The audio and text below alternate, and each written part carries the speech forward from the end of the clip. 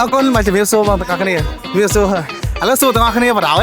សួរចាំមក បន្ទាប់ពីទស្សនារឿងភូមិគ្រឹះម៉ាលីរួចហើយតើមានចំណាប់អារម្មណ៍បែបម៉េចចំពោះរឿងនេះ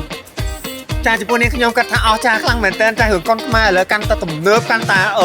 មើលទៅវាតាក់ទាញក៏ដូចជាធ្វើឲ្យយើងមើលហើយមានភាពរំភើបខ្លាំងតែម្ដងចា បាទចុះចំពោះសាច់រឿងចាប់អារម្មណ៍សាច់រឿងកន្លែងណាជាងគេបើកុំឲ្យបែកធ្លាយ និយាយរួមទៅគឺថាចាប់អារម្មណ៍ពីដំបូងអត់តន់សូវទេបងប្រពងទៀងថាគួរមើលសាច់រឿងហ្នឹងមិនដើម្បីឲ្យយើងយល់សាច់រឿងសិនព្រោះអត់ហ៊ានសូម្បីតែចុចវាសាប់ក៏មិនសូវហ៊ានទេណាបងគិតមើលផងចុចផងទៅមកតែយើងចប់ចប់រឿងអ្វីដែលដល់សំខាន់ហ្មងគឺពាក់កណ្ដាលនឹងចង់សាច់រឿងបងប៉ុន្តែតែហ៊ានខ្លយតែបន្តិចគឺអត់យល់ទេណាតែ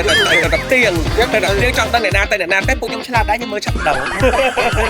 អញ្ចឹងហើយពេលយើងមើលតើយើងខ្ជិបកុំតន់ទៅនោមតែយើងអាចសាច់រឿងឥឡូវចំពោះសាច់រឿងនេះផងដែរតើបងឲ្យរ៉េតប្រមាណឯងចំពោះអារម្មណ៍តខ្លួនតែម្ដង ចាចំពោះនេះខ្ញុំឲ្យរ៉េត9លើ10តែម្ដងចាព្រោះអីទុកមួយទៀតទុកឲ្យបងប្អូនមកទស្សនាដល់ខ្លួនឯងផងដែរចារ៉េត បាទអរគុណច្រើនអរគុណបាទសំណាងល្អ